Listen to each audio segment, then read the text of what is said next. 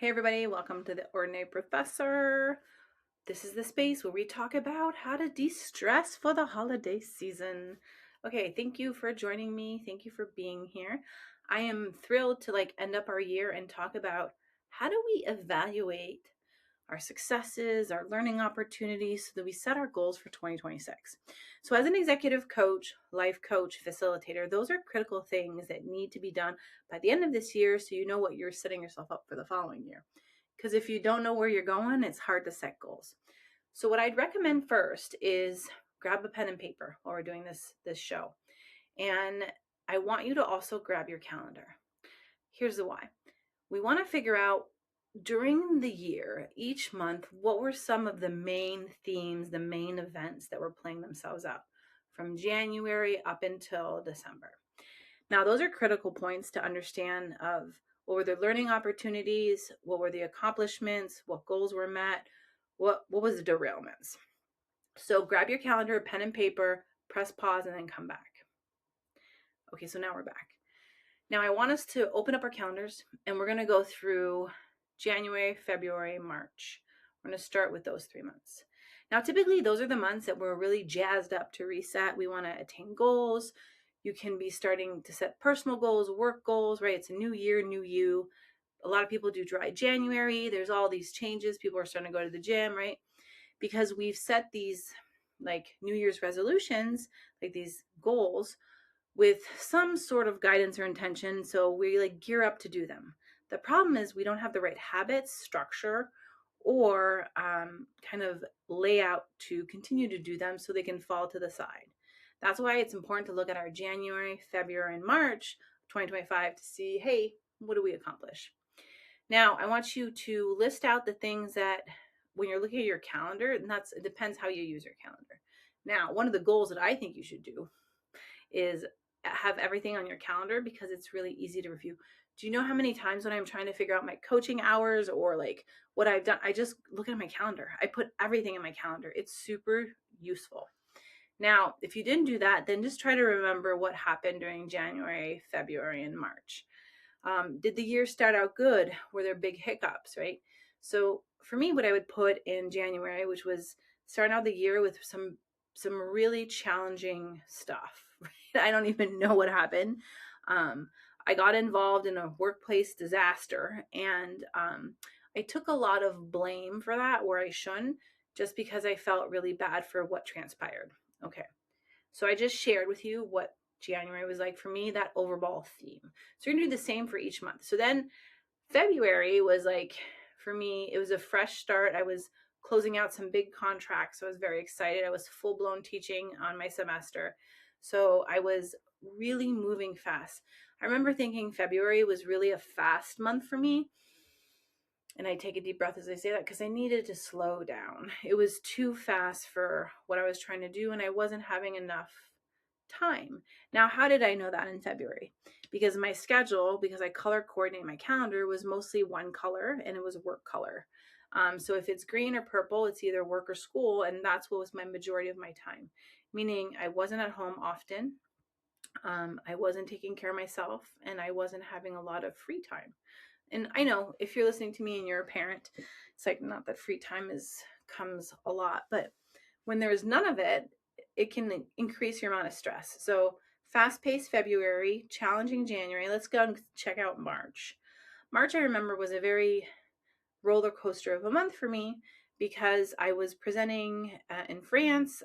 We were going to take a trip as a family the week prior for spring break, and then spend that week, and things fell apart. It was kind of crazy. We had issues with passports and all that stuff, so I ended up just going, me and my daughter, for a week in France to so I could present to, and I figured out. So again, things weren't going according to plan. Now I'd look back at March and being what was in my control and what was not. So that theme, I would say, in March would be more of, I'd say, lack of planning, and then also quick decision making. That would be my theme.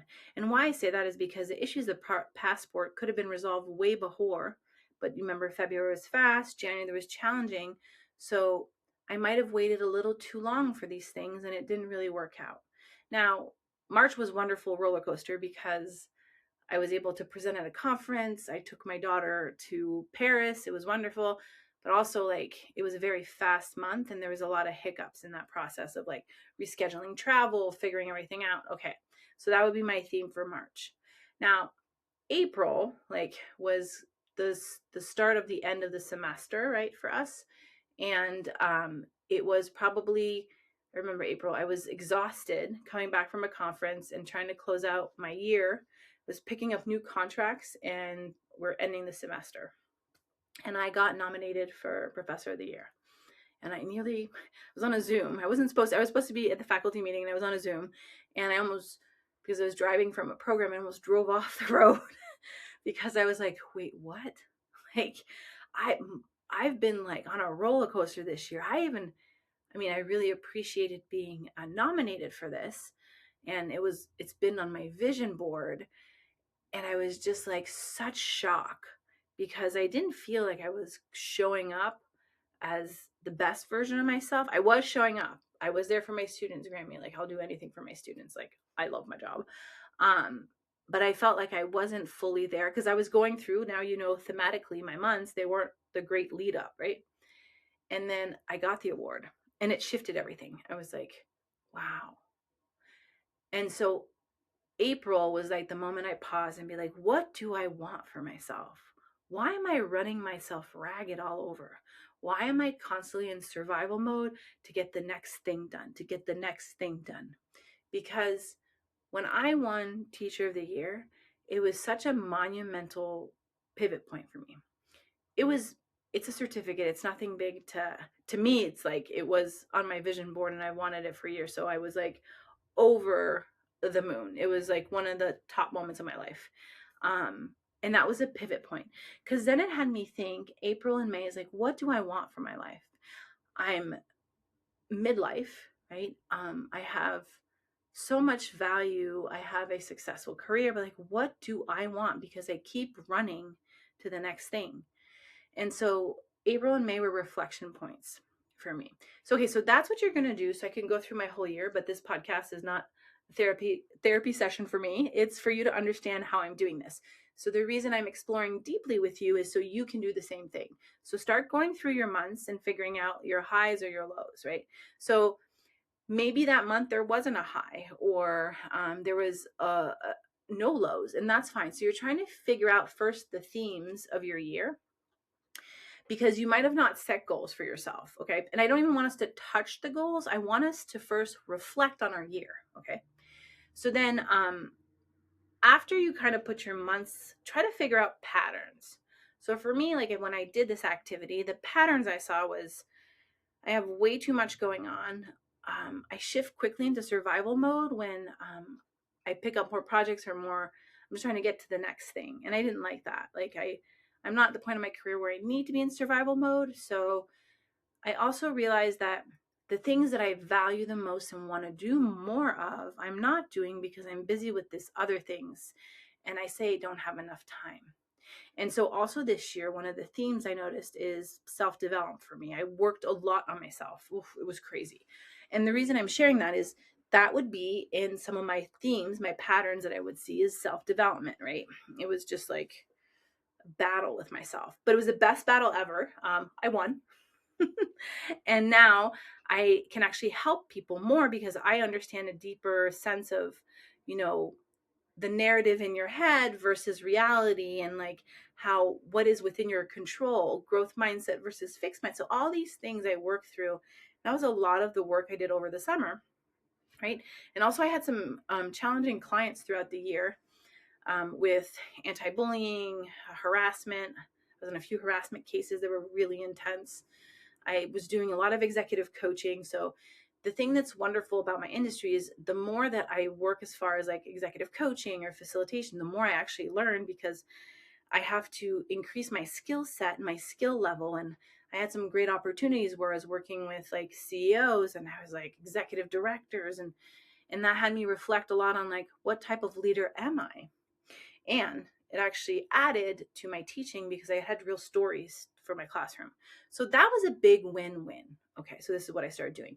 After you identify the patterns, start kind of telling the story of how your year played out.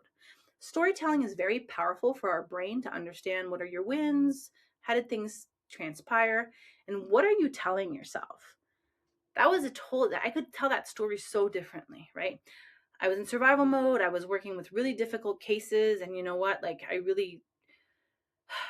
was burnt out, and I didn't know what type of leader I wanted because I was working with leaders that were just, I couldn't understand them and I didn't know what was going on. So two different perspectives, right?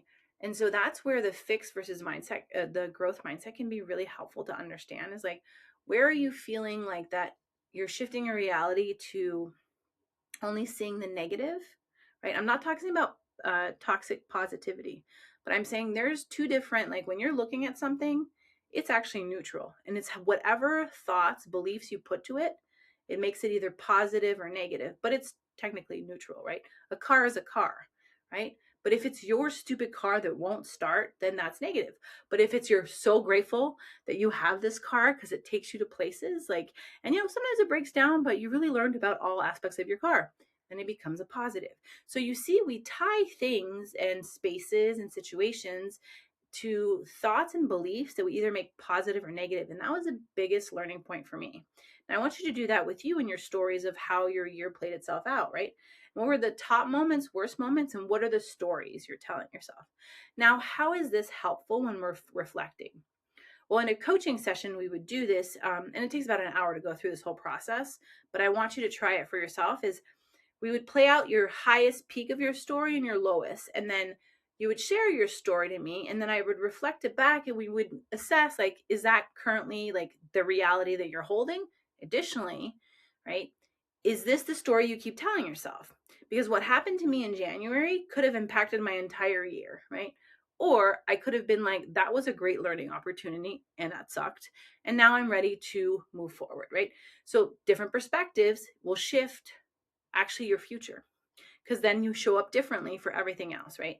So I make it sound simple, but it probably, January, February, March, was 3 very difficult months where my behaviors had shifted because of the challenge, right? So that was something I note. Like, what did it take for me to kind of let go? Was it time, resources? Was it like processing? And those are things that are important. Now, I want you to try that. What were the stories that kept repeating in your mind because of the failures that occurred during the year? And then did you need more time to process, more time to reflect, more resources, right? What did you need in that moment of time to let it go? Now, the reason this is important is I did this team building for a client, and there's a lot of conflict that came out. And I realized a lot of these leaders are holding on to stuff from each other and they're not letting it go. And it's impacting how they're showing up for each other and how they're showing up for their team. As individual performers, they're incredible. But as teams, because they're holding on to these old stories, it's impacting the way they show up for each other. And so that could be right for you. So, what are your stories, right? I remember in the beginning of the year, I was working with a client on kind of hashing out what stories she kept telling herself. And she would go to worst case scenario. I mean, right there.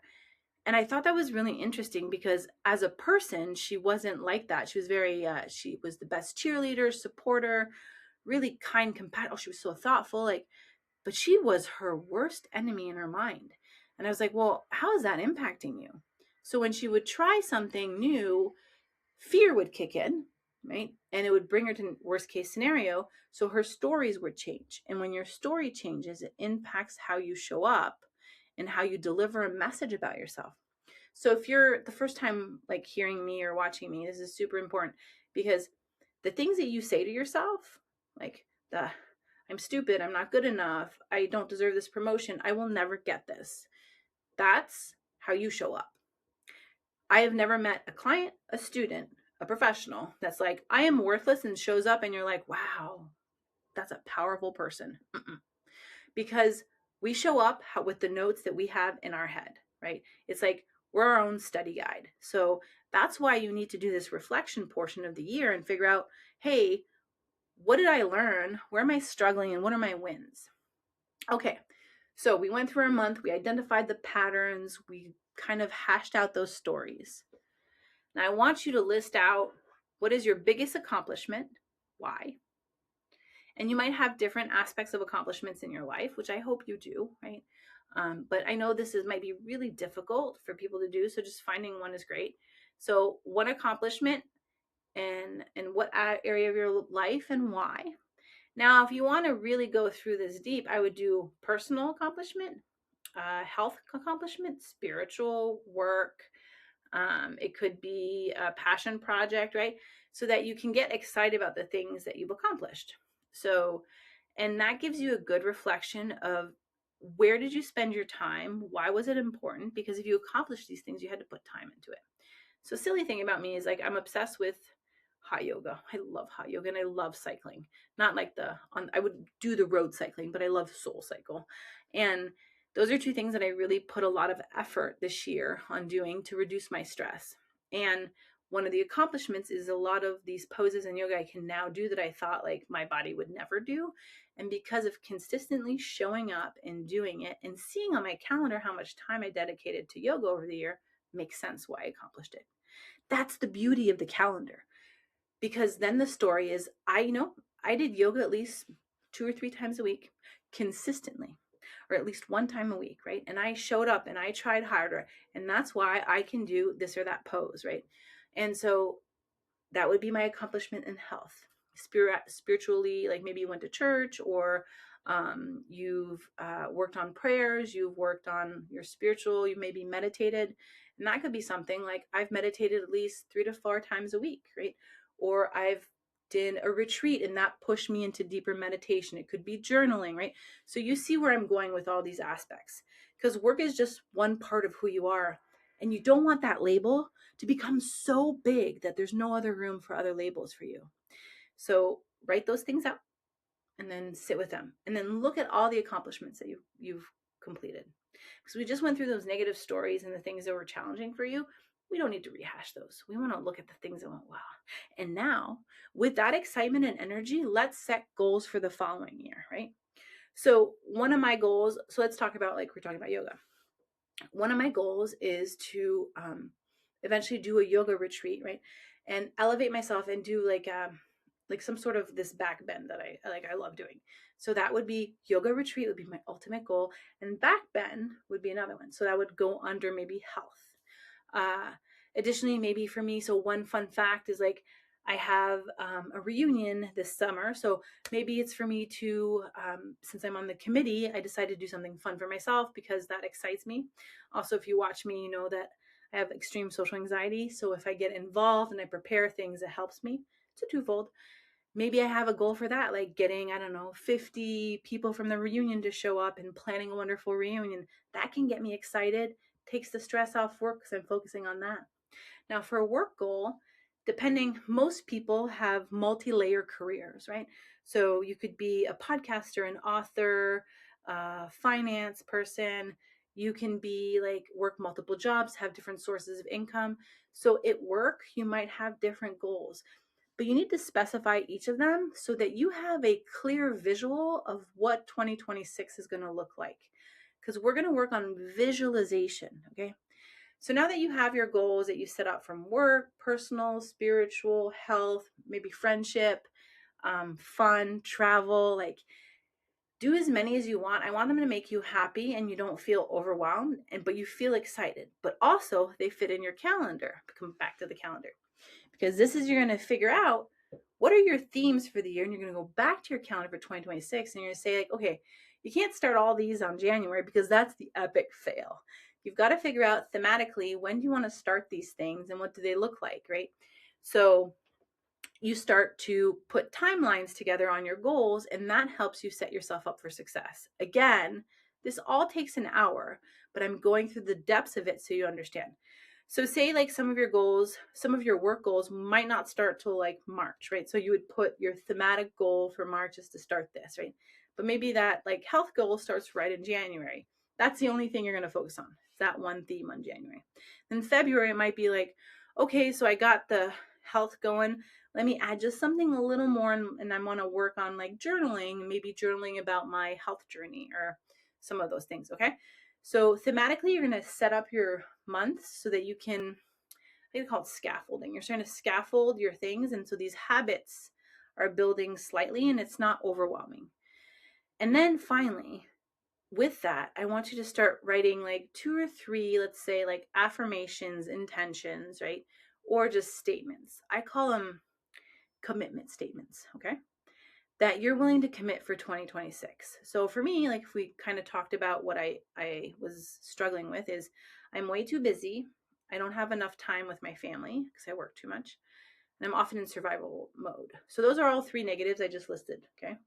Now, commitment statements are not about the negative. So what I will say was I am going to find strategies, work that will allow me to have better control over my schedule so I can spend more time at home and more time doing the things that I love. That would be a commitment statement, okay? So you want to end with your commitment statement and then have your themes, right, on your calendar for 2026 based off those fun, loving, positive goals that you set for yourself, okay? And then what you finally do is after you reflected on the things that were challenging for you, right, you'll start seeing, oh, but I set this goal, so that will help me. So typically we forget to do this, but our biggest strengths, like we look at our weaknesses, they mirror each other, right? So, and the same thing goes for our biggest wins, also our biggest challenges. They are connected and they have a lot of power to each other. So after you share your stories of yourself, your learning opportunities, and you set your goals, I want you to find the connections because that's the most powerful thing to be like, huh. One of my clients was working on building more influence and alliances in the workplace.